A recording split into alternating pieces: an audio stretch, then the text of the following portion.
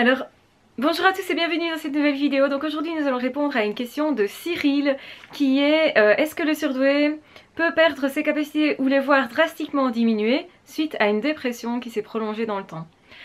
Donc la première réponse que je vais apporter à cette question, c'est que effectivement toute personne qui est en dépression va voir ses capacités diminuer. Alors à quel niveau? Eh bien au niveau de la mémoire, ça automatiquement. Donc on retient moins bien quand on est trop stressé, quand on vit des choses difficiles, quand on vit un deuil, quand effectivement on est en dépression. Donc c'est-à-dire que toutes nos forces sont mobilisées, si vous voulez, pour réagir à ce problème-là. Et donc on est vraiment focalisé aussi sur ces problèmes-là. Donc on cherche des solutions à ces problèmes-là et du coup tout ce qui nous arrive dans la vie à ce moment-là, on le retient beaucoup moins, simplement parce que notre attention est focalisée sur autre chose, surdoué ou pas, hein. Donc évidemment chez le surdoué ça va être encore plus important parce qu'en fait vraiment toutes ces capacités mnésiques vont être focalisées encore plus sur le problème à résoudre et vous savez que pour ça les surdoués, les zèbres ont beaucoup plus d'imagination que d'autres personnes, du coup ça va prendre beaucoup plus de temps et ça va être d'autant plus pompant en énergie, je dirais, et du coup la personne va être beaucoup plus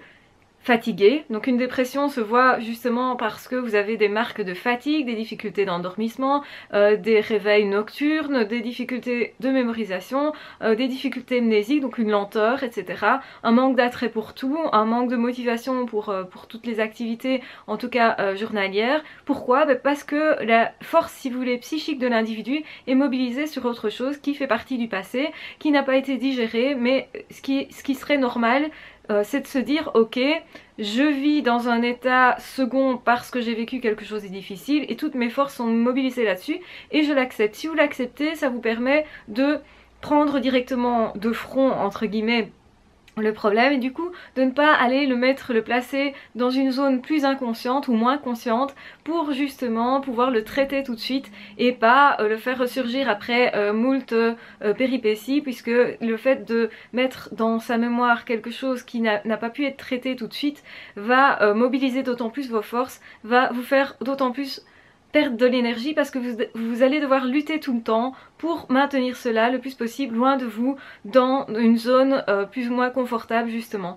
Alors évidemment ça dépend de ce qu'on a vécu, hein, mais quand ce sont des traumatismes, souvent il y a toujours une phase pendant laquelle on lutte contre la réapparition de ces souvenirs là douloureux et c'est tout à fait normal parce qu'un traumatisme par définition c'est ça, c'est quelque chose que l'esprit humain ne peut pas accepter directement, qui est vraiment difficile à digérer et donc forcément c'est devenu un traumatisme aussi parce que l'impact était trop fort. Si vous prenez ça directement de front, vous risquez de perdre effectivement vos capacités psychiques et votre santé mentale, et donc du coup c'est un mécanisme de défense qui est sain que justement par moment de ne pas avoir la mémoire qui est opérationnelle, de ne pas peut-être avoir toutes ces capacités mnésiques pour la vie de tous les jours, et il faut prendre conscience qu'une dépression peut être normale à partir du moment où elle est réactionnelle par rapport à un événement.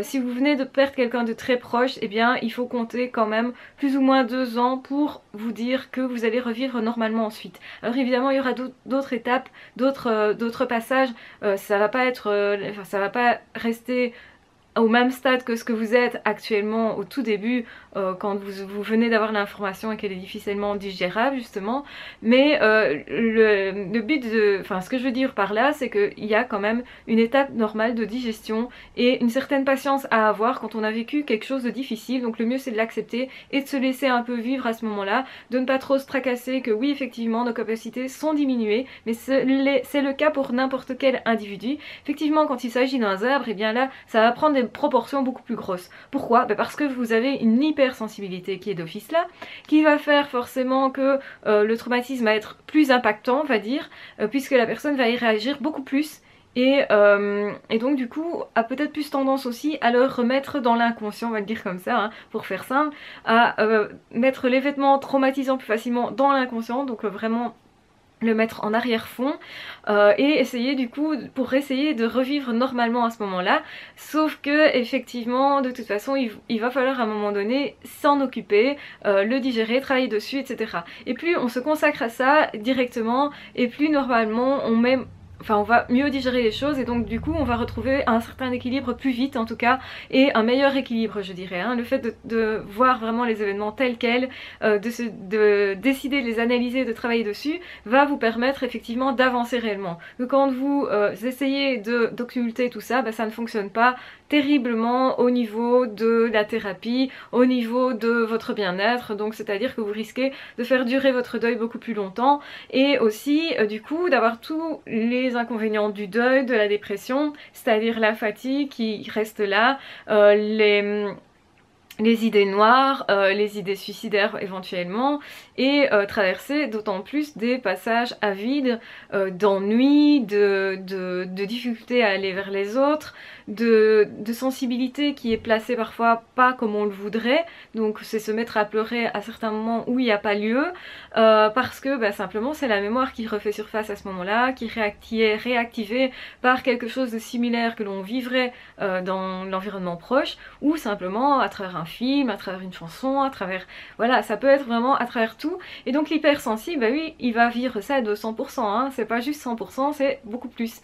Et ce qu'il faut bien comprendre, c'est que forcément, ça va impacter toute sa vie, la vie au niveau de ses sentiments, donc c'est déjà énorme, parce que si vous avez une morosité ambiante comme ça, bah forcément, ses capacités intellectuelles, je suppose que quand la personne a posé cette question, c'était vraiment plutôt une question orientée vers capacité intellectuelle. Bien sûr que vos capacités intellectuelles seront moins bonnes, bien sûr que vous aurez un apprentissage qui va être plus difficile, parce qu'il vous faudra beaucoup plus d'énergie, parce que vous faites plusieurs choses à la fois. D'une part, vous avez ce problème à régler qui est là, et dont vous devez vous occuper, vous n'avez pas vraiment le choix en réalité, et d'autre part, bah, vous essayez quand même toujours de suivre les cours par exemple, parce que bah, on vous a pas donné 2 ans de congé parce que vous venez de vivre un événement difficile, au contraire, on essaye que vous vous accrochiez, et malheureusement on est dans un monde où on accepte très peu que les personnes se mettent à pleurer, à crier, quand ils ont besoin d'exprimer et de sortir une émotion. La plupart des personnes les cachent, essayent de les enfouir et du coup en fait vont à contre-courant de ce qu'ils doivent faire.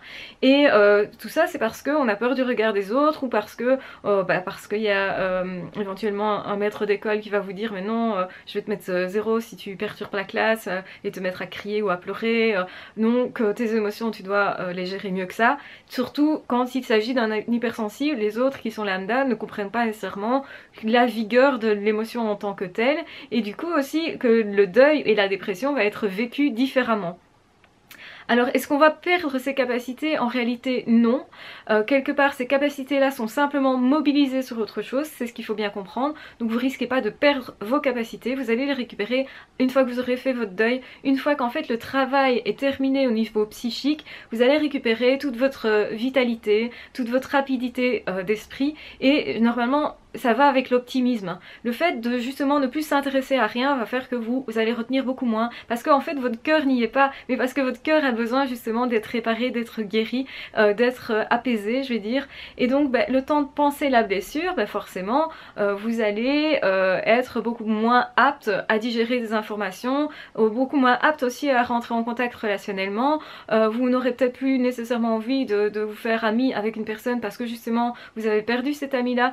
Pareil pour un couple, hein, on se dit qu'on va tromper l'autre si on redevient amoureux d'une autre personne, on estime que c'est pas possible, et ça c'est parce que le cœur n'est pas encore réparé. Donc effectivement on ne peut pas nécessairement passer d'une relation à une autre comme ça, c'est pas toujours possible pour l'hypersensible, surtout pas, parce que lui il a beaucoup plus de choses à digérer, puisqu'il y a une information beaucoup plus grande au niveau de la mémoire, de la rétention justement de cette relation là, de tout ce qui s'est passé. Et en fait durant le deuil, qu'est-ce qui se passe? Durant la dépression, on va passer en revue toutes les situations dans lesquelles la personne nous manque, ou enfin tout ce qui s'est passé en fait dans le passé, donc la mémoire étant beaucoup plus grande au niveau du zèbre, lui il met peut-être aussi plus de temps pour faire son deuil, sauf que effectivement au niveau mnésique il va plus vite, il va généralement être focalisé sur ces problèmes là, et donc moi ce que je recommande, comme je disais au début de la vidéo, c'est de se focaliser vraiment dessus, de s'octroyer des moments où on ne fait que ça, parce que c'est très important. Le zèbre, une fois qu'il est passionné dans quelque chose, il ne peut pas l'être dans autre chose, il ne va pas se décentrer en fait de lui-même. Ce qu'il faut bien comprendre, c'est que les facultés elles sont là, mais elles travaillent sur autre chose. Et en fait, une fois que vous aurez fini votre deuil, que vous serez bien avec vous-même et de nouveau, je veux dire, opérationnel pour vous réouvrir au monde, eh bien vous allez vous réouvrir et vous allez recommencer à apprendre correctement, etc. D'avoir à nouveau une bonne mémoire, d'avoir à nouveau l'envie de connaître d'autres personnes. Et tout ça, c'est l'émotionnel qui va se guérir, l'intellect va se guérir avec, et c'est un tout. Enfin, je pense que ce qu'on comprend souvent pas, c'est que l'émotionnel et l'intellect va ensemble, travaillent ensemble. Et si votre cœur n'y est pas, votre intellect n'y est pas, tout simplement. La mémoire, c'est pareil. Si votre cœur n'y est pas, la mémoire ne saura pas retenir aussi bien l'info parce que vous ne serez pas dedans, tout simplement. Et c'est pas un problème. Le deuil, c'est ça, et on passera tous par des étapes de deuil, de dépression. C'est normal, plus ou moins, tant que ça ne dure pas éternellement, justement parce qu'on refuse comment dire, d'analyser la situation et de faire ce qu'il faut pour guérir, qu'on reste dans des schémas négatifs de pensée et qu'on ne va plus vers la vie en réalité. Donc évidemment il y a plein de thérapies qui vont vous permettre de vous décoincer à ce niveau-là. Si un deuil, enfin une dépression est plus longue que 2 ans, là ce n'est pas normal, c'est ce qu'on appelle un deuil pathologique, il faut réagir, il faut essayer de se faire aider le plus possible si c'est votre cas. Ne restez pas comme ça, c'est vraiment pas une bonne solution. Du coup, effectivement, on récupère ses capacités. Par contre, il y a une nuance à faire sur cette question-là que je veux faire absolument, c'est que si une personne, durant la dépression, va prendre des substances, que ce soit des substances illicites pour justement essayer de se mettre à distance du problème en réalité, ou que ce soit par des médicaments justement qui servent en fait à éviter qu'on se trouve confronté trop au problème et donc trop à l'angoisse, etc. Donc pour apaiser un peu l'angoisse, pour que les personnes puissent prendre un peu de recul, on va parfois médicaliser. Alors ça peut être bien si c'est arrêté assez vite. Maintenant si si cette période-là est assez prolongée dans le temps, comme le disait la question, si effectivement on va prendre ces substances-là longtemps, là effectivement vous risquez d'altérer vos capacités parce que effectivement, vous êtes en train quelque part de travailler d'impacter votre système mnésique, d'impacter vos neurones, clairement. Donc en fait les substances de cet ordre-là vont agir sur vos neurones. Et donc bien évidemment que ça pourrait faire des dégâts. Alors c'est pas nécessairement que ça va en faire, mais quand même ça risque effectivement de ralentir votre pensée. Alors peut-être justement c'est ce que le zèbre peut rechercher, parce que comme il est dans une spirale négative, le fait de ralentir sa pensée va l'apaiser quand même un petit peu, mais ça va pas régler le problème, puisque forcément il va pas trouver une solution. Et la solution qu'il doit trouver, c'est sa solution, hein. C'est comment je vais vivre avec cet événement là, comment je vais le digérer, comment je peux faire que la vie soit quand même épanouissante. Et justement c'est généralement quand on est en dépression on pense pas qu'il y a cette possibilité, or elle est toujours là, hein. Mais il faut chercher effectivement, et ça ne va pas de soi du tout. Et c'est pour ça qu'on ne voit pas du premier coup, on se dit mais c'est pas possible, je ne saurais jamais m'en sortir comme ça, je vais pas arriver à vivre avec ça, alors que si au final on s'adapte, au final généralement on minimise nos possibilités de guérir, de guérison. Et le zèbre surtout, hein, comme il manque de confiance en lui et qu'il a tellement conscience de ses sentiments, de ses émotions, et surtout quand elles sont négatives, il peut justement croire qu'il n'y arrivera jamais, parce que c'est surtout parce qu'il est conscient aussi qu'il y a tellement de choses qu'il ne connaît pas, tellement de choses en lui aussi qui sont peut-être pas super, il est tellement perfectionniste qu'en fait le problème est qu'il ne se donne pas assez confiance en lui-même. Donc c'est important d'avoir confiance en l'autre et en soi-même pour être épanoui.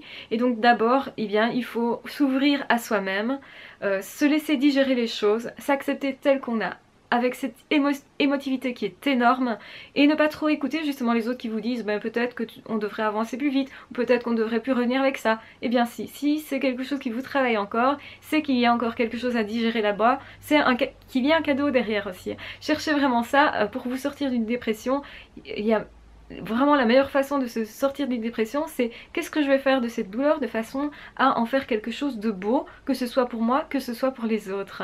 Qu'est-ce que je vais arriver à dégager de ça pour en faire quelque chose qui au final va être sympa pour moi, qui va m'apporter quelque chose de vraiment intéressant. Et ça c'est une question qui reste souvent en suspens, mais plus vous allez vous questionner de ce point de vue là, plus vous allez trouver des choses fabuleuses. Donc je disais simplement que déjà le fait de se dire que vous allez comprendre ce que c'est que de souffrir comme ça à cause de ce problème-là, vous allez du coup pouvoir aussi rentrer plus facilement en relation avec toutes les personnes qui auront vécu cette situation-là et comprendre d'autant mieux les émotions des autres et aussi une fois que vous aurez trouvé un moyen de vous en sortir, vous serez plein d'espoir pour le communiquer aux autres. Ça va servir déjà à ça et c'est sympa de pouvoir partager ce genre de choses avec quelqu'un. Donc voilà déjà à quoi peut servir un deuil, une douleur. Alors après évidemment ça dépend de ce que vous avez vécu exactement, mais de toute façon, il y a toujours un cadeau derrière, donc cherchez-le bien. Moi, je vous conseille de toute façon de prendre bien soin de vous aimer le plus possible, soyez le plus heureux possible, laissez-vous le temps d'être qui vous êtes, et peu importe ce qu'en diront les autres, laissez-vous le temps, ne vous jugez pas trop vite, ne vous jugez pas négativement, parce que en travaillant sur ses pensées, on peut vraiment devenir heureux, quelles que soient les circonstances. En réalité, les circonstances extérieures sont beaucoup moins impactantes que ce qu'on croit. Donc soyez heureux le plus possible. J'espère que cette vidéo vous aura plu. J'espère que j'aurai bien répondu à la question qui m'était posée, que c'était bien ce qui a été attendu, tout simplement. En tout cas, je vous embrasse très fort, je vous aime très fort. Prenez bien soin de vous et on se retrouve très vite dans d'autres vidéos. À ciao, bye bye!